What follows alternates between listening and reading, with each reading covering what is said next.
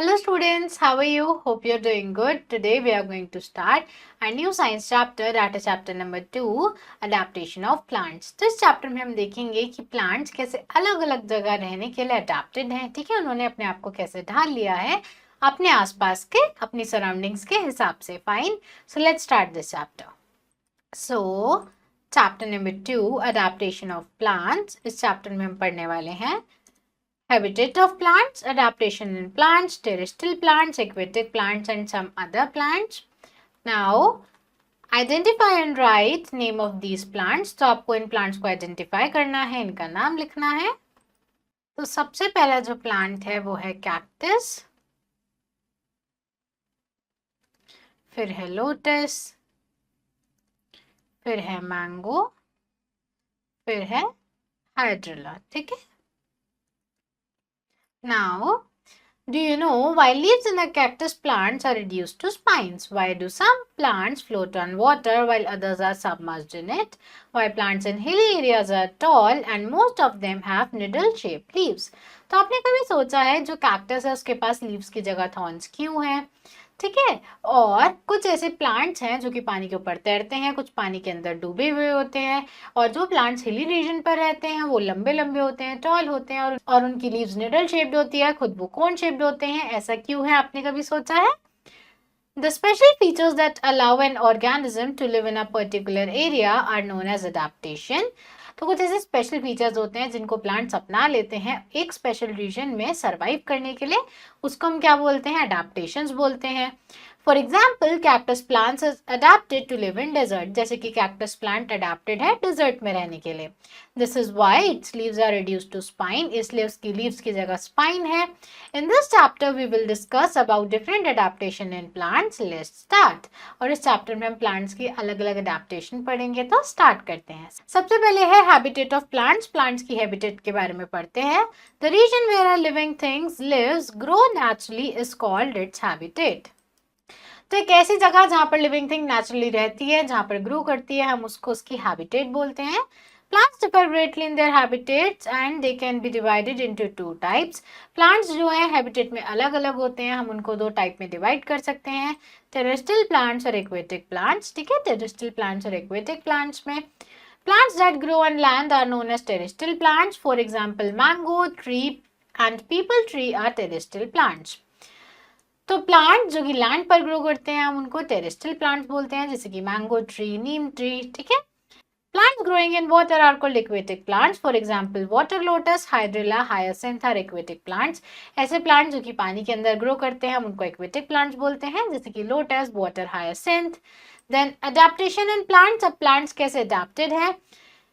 Any plant adapt itself according to the climatic condition of its habitat. कोई भी plant अपने आप को अडेप्ट कर सकता है अपने आसपास की क्लाइमेटिक कंडीशन के हिसाब से।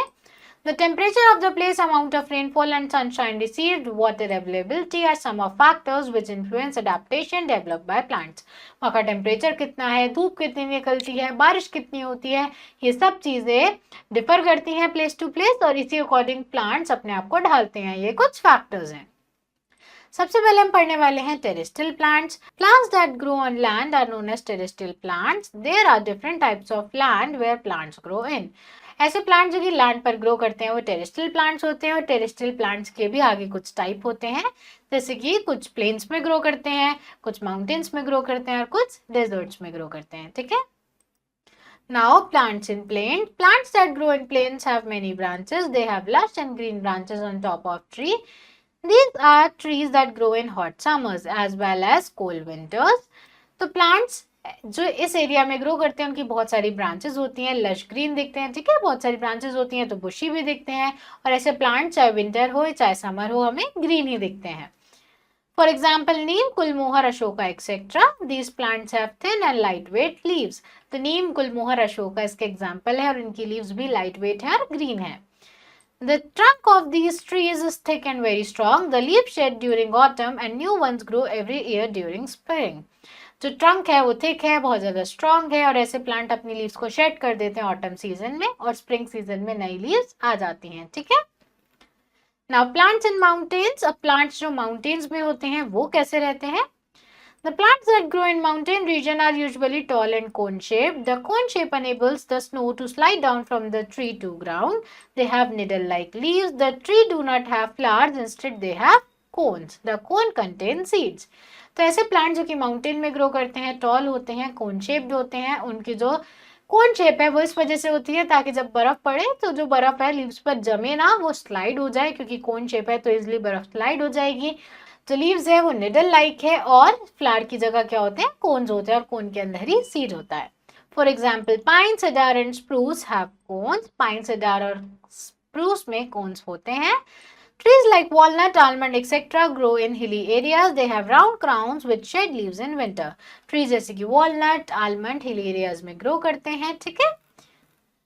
पाइन, सेडार और वॉलनट ट्री आप देख सकते हो और ये विंटर्स में अपनी लीव भी शेड करते हैं। Fine. Now one info check is given to us. Redwoods जो है कैलिफोर्निया का वो टॉलेस्ट ट्री है दुनिया का। फाइन। नाउ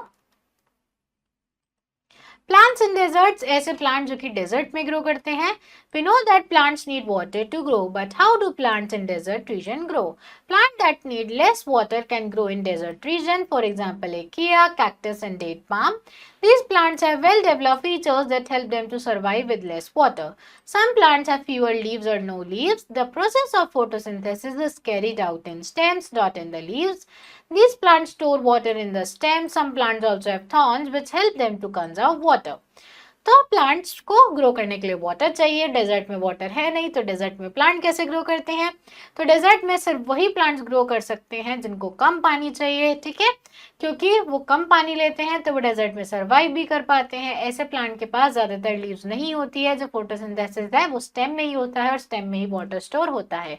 ये जो थॉर्न है ये वाटर को लॉस होने से रोकते हैं, वरना अगर लीव्स होती तो पानी ट्रांसपिरेशन के थ्रू लॉस होता, पर क्योंकि लीव्स नहीं है, थॉर्न्स है, तो पानी कंजर्व होता है। Fine.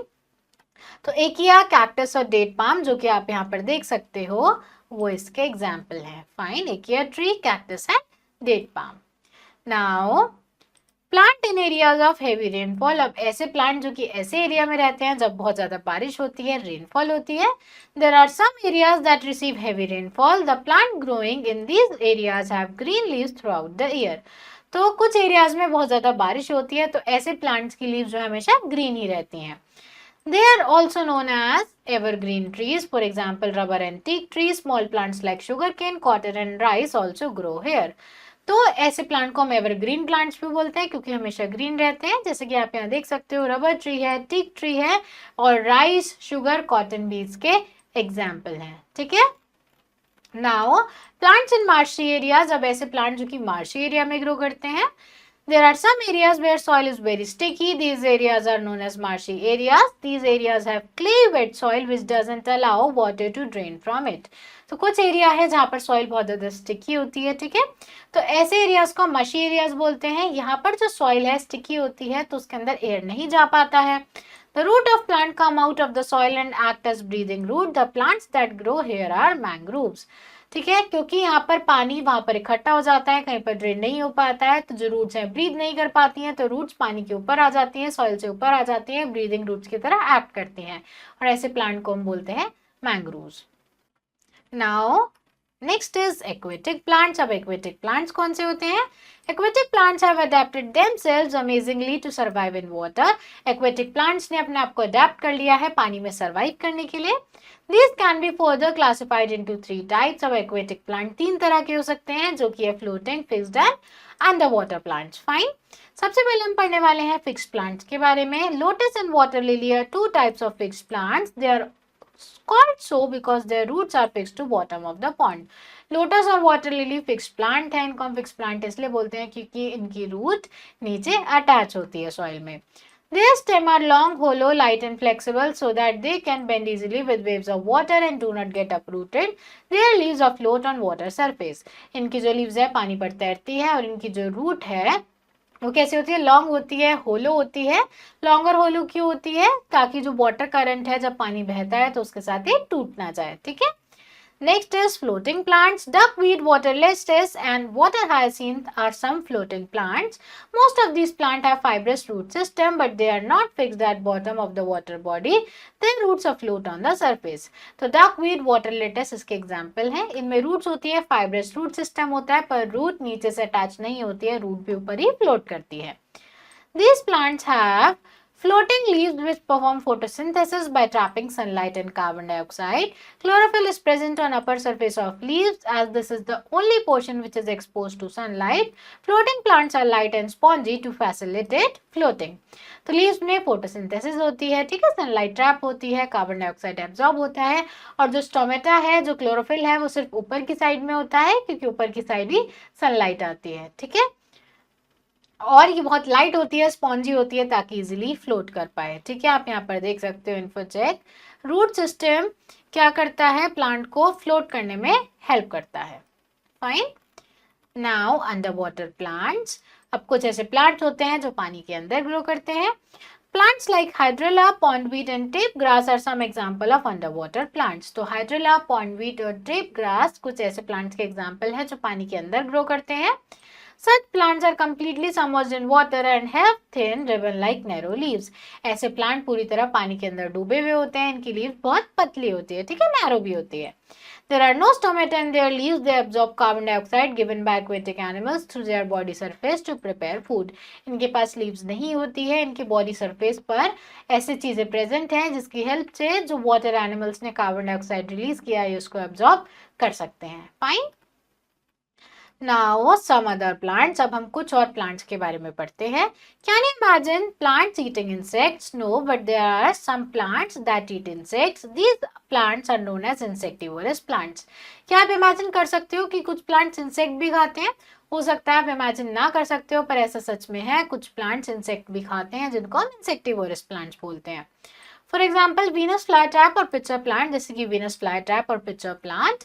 These plants have modified leaves that trap insect. In plants में leaf modified होती है जो कि insect को trap करती हैं. The leaves of Venus flytrap are like a box. They have long hair along the edges of leaf. When insect touches the edges, the leaf traps the insect and shuts down. Venus flytrap एक box जैसा है, ठीक है, mouth पर hair है, तो जब कोई भी इंसेक्ट वहां पर आकर बैठता है तो अपना माउथ बंद कर लेता है और इंसेक्ट को ट्रैप कर लेता है. The leaves of pitcher plant are like container. They also have lid over the leaves. When an insect sits on the leaves, the lid shuts and traps in the insect. जो leaves है pitcher plant का एक container की तरह होता है, जैसे एक कंटेनर में एक बर्तन में ऊपर ढक्कन होता है तो उसमें भी ऊपर एक लिड होता है.